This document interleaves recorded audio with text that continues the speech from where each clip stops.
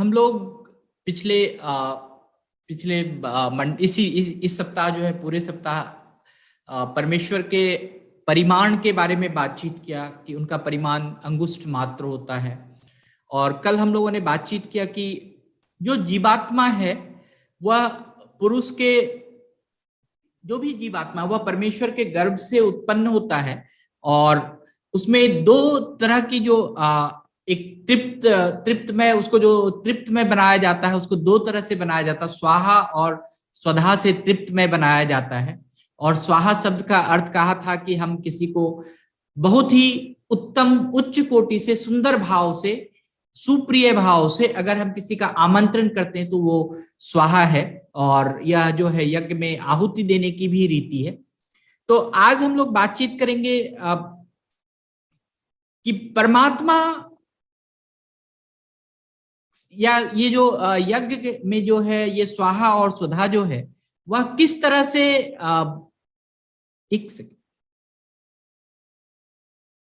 किस तरह से हमारे लिए, हमारे जीवन के लिए महत्वपूर्ण है, या उसका संबंध, यज्ञ का संबंध हमारे जीवन से कैसे, हम कैसे अपने परमेश्वर से यज्ञ का संबंध हम जोड़ सकते हैं।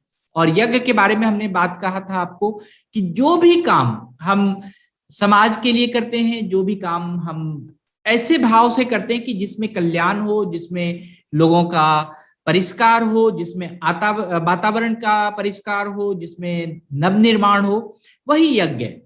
तो यज्ञ में हमने कल आपको बताया था कि प्रसूति और जो स्वयंभू मनु हैं और उनकी जो शत्रुपा, जो तीसरी कन्या थी, स्वयं प्रसूति जो है वो स्वयंभू मनु और शत्रुपा की तीसरी कन्या है।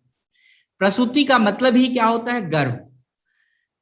और गर्भ मतलब कि किसी चीज का जन्म। हम लोगों ने कल आपको बताया था कि जो जन्म है वह यज्ञ के समान है। इसीलिए हम ये टॉपिक हम आपको बता रहे हैं कि यज्ञ के समान कैसे, आखिर यज्ञ से ये कहां पर जुड़ा हुआ है उसके बारे में बता रहे हैं। तो प्रसूति को 16 कन्याएं हुई थी और उनमें स्वाहा नाम की एक कन्या थी जिनका विवाह जो है अग्नि के साथ हुआ था।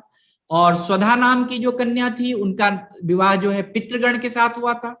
और जो तीसरी कन्या थी सती, उसका जो विवाह है उसका भोले शंकर के नाथ से हुआ था। शेष 13 जो कन्याएं थी उनका जो विवाह है वह धर्म के साथ हुआ था।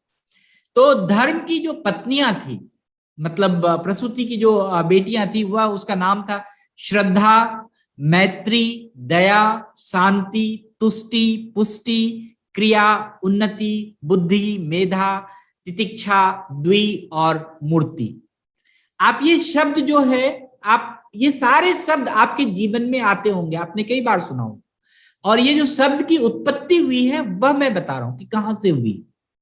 और ये धर्म की पत्नियां हैं, मतलब कि ये धर्म के साथ रहने वाले लोग, धर्म के साथ रहने वाली ये चीजें हैं जो कि श्रद्धा भी धर्म, अगर श्रद्धा होगा तो धर्म होगा, मैत्री होगा तो धर्म होगा, आप अगर दया करेंगे तब भी धर्म होगा, शांति है तब भी धर्म होगा, तुष्टि है तब भी धर्म होगा, पुष्टि है तब भी धर्म होगा, क्रिया है तब भी धर्म होगा, उन्नति, बुद्धि है तो आप धर्म के कार्य को सोच सकते हैं, कर सकते हैं, मेधावी हैं, आप आगे बढ़ सकते हैं, उन्नति कर सकते हैं, तितिक्षा है, द्वि है और मूर्ति है।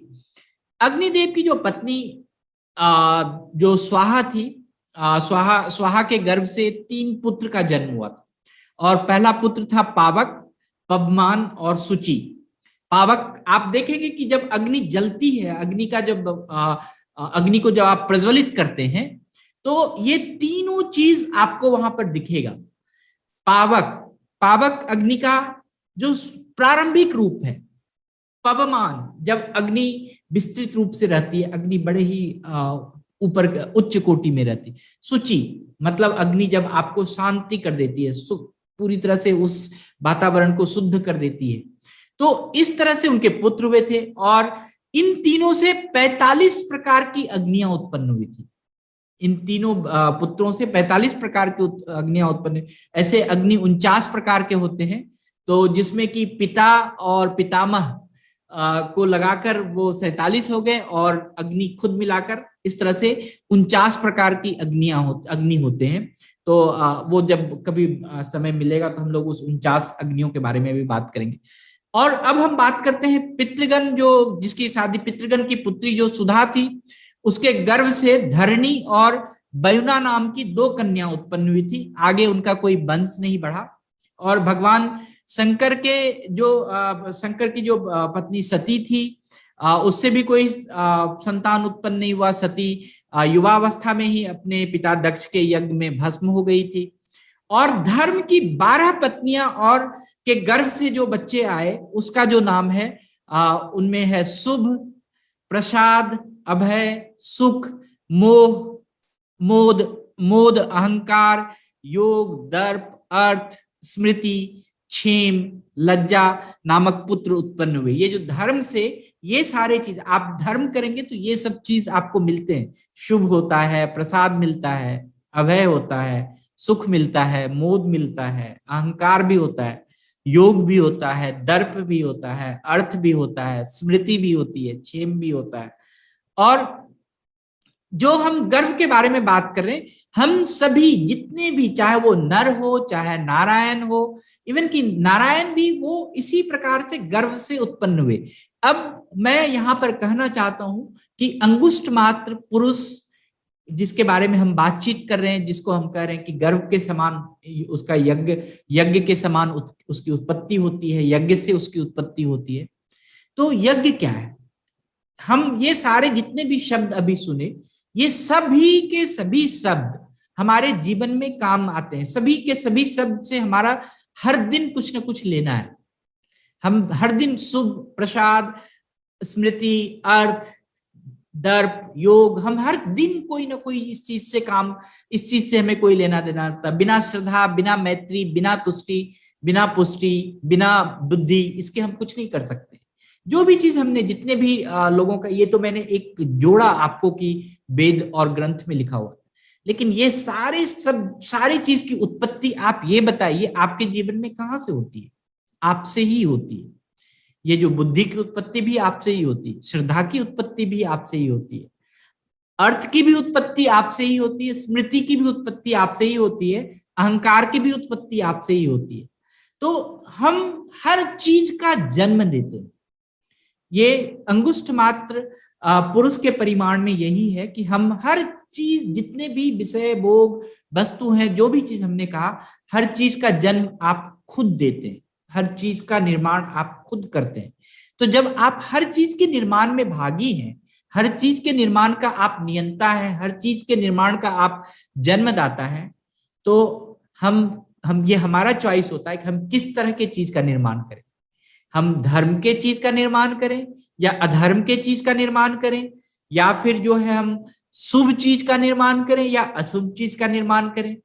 तो दोनों ही चीज है, दोनों ही निर्माण के चीज है। तो आप, ये चॉइस तो आपका ही है। तो जो अंगुष्ठ मात्र पुरुष है आपके अंदर रहकर, ये आपको इन सब चीजों के निर्माण का आपको उद्देश्य देता है, इन सब के निर्माण का आपको एक बल देता है कि आप इसका निर्माण करिए। इन सब चीजों के निर्माण का आपको यज्ञ करने की प्रेरणा देता है कि आप इन सब चीजों के लिए यज्ञ कीजिए। यज्ञ का मतलब ही मैंने कहा कि जो चीज बड़े ही हम सुविचार से, सुमन से, सुभाव से, अच्छे भाव से हम जिस चीज को बुलाते हैं, जिस चीज का आवाहन करते हैं, वही हमारा स्वाहा है, वही हम यज्ञ का मतलब ही है। तो हम इन सब चीजों का जो आवाहन है, हम कैसे विचार से करते हैं, ये हमारे लिए बहुत महत्वपूर्ण है। जो अग्नि की जो 2 शक्तियां हैं, स्वाहा और स्वधा, हम इसके बारे में बातचीत करेंगे कल, और इसको हम बताएंगे कि ये सिर्फ एक होम मात्र नहीं है। जो होम कर देते हैं किसी में, हवन में जो समिधा डाल देते हैं, वही मात्र नहीं है। ये जो शास्त्र में ये जो 2 शक्तियां लिखी हुई है, इसका बहुत बड़ा महत्व है हमारे जीवन में। हम कैसे आत्मा, आत्मत्याग, लड़ाई, जीवन के मोक्ष, जीवन के आत्मज्ञान को कैसे धारण कर सकते हैं, इन सब चीजों से हमें पता चल सकता है। सो आज के लिए बस इतना ही। धन्यवाद सर। सर नमस्कार, सभी को मेरा प्रणाम।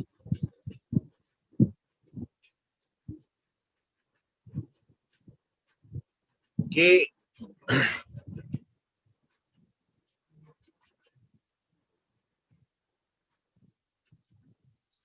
दुनिया की सबसे बड़ी दवा जो है ना, वो है जिम्मेदारी। और अगर एक बार इसको हम पी लें, एक बार इसको हम आत्मसात कर लें, तो हम देखेंगे हमारे जीवन की बहुत सारी कठिनाइयां, बहुत सारे दुख, बहुत सारी चिंताएं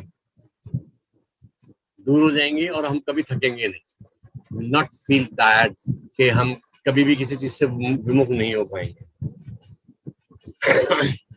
दूसरी बात जो मैं कहना चाहता था कि ईश्वर सिर्फ एक है, उसका नाम है सत्य।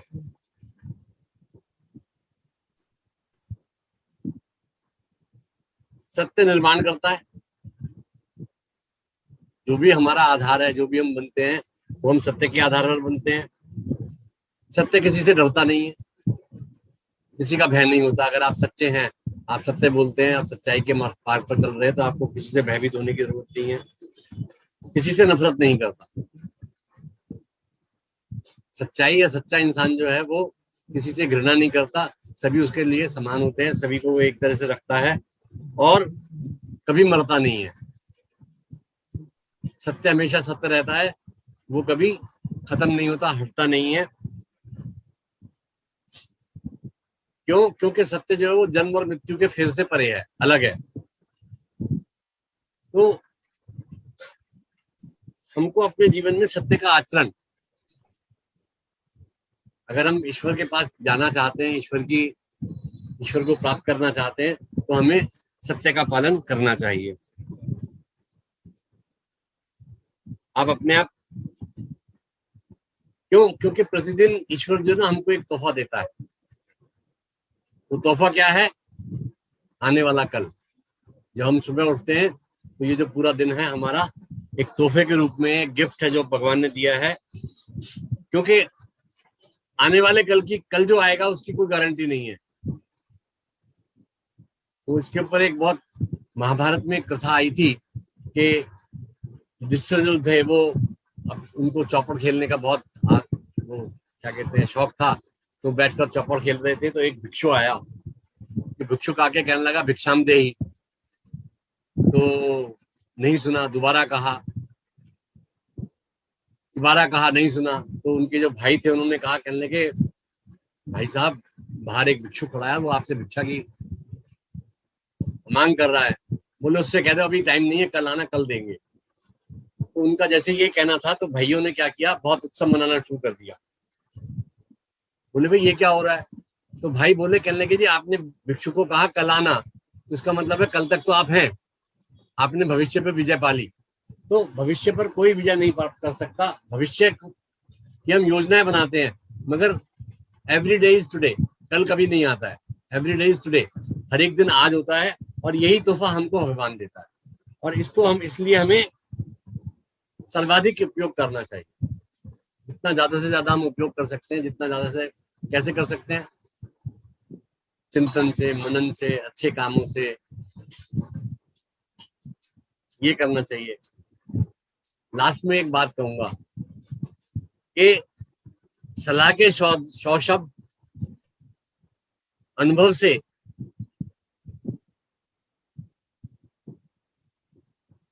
ज्यादा नहीं होते हैं। यहाँ हम बहुत सलाह देते हैं, सलाह आप माने ना माने आपके ऊपर है, मगर जो पर्सनल एक्सपीरियंस है, आपका पर्सनल अनुभव है, वो उन सबसे ऊपर है। और जो पर्सनल एक्सपीरियंसेस हैं, यहाँ पर जो हम कहते हैं वो सलाह मान लीजिए, आप एक्सपीरियंसेस मान लीजिए, वो जो अनुभव है वो आपको बहुत मजबूत बना देंगे, आपको सुदृढ़ कर देंगे, आपको अपने काम करने के लिए सक्रिय रखेंगे, और जीवन की जो आपकी कठिनाई है उनको दूर करते जाएंगे। धन्यवाद। धन्यवाद सर। किसी के पास कोई आभार किसी को देना हो, किसी को कोई थैंक यू बोलना हो, तो आप बोल सकते हैं। Sir thank you. Thank you. Okay, आप सभी का बहुत बहुत धन्यवाद कि आप सभी सचेतन में इस तरह से जुड़े रहते हैं, और आप सभी थैंक यू अफरोज। आप सभी का बहुत बहुत धन्यवाद। किसी के पास कोई प्रश्न है? कोई प्रश्न किसी के पास हो? कोई sir thank you. Thank you.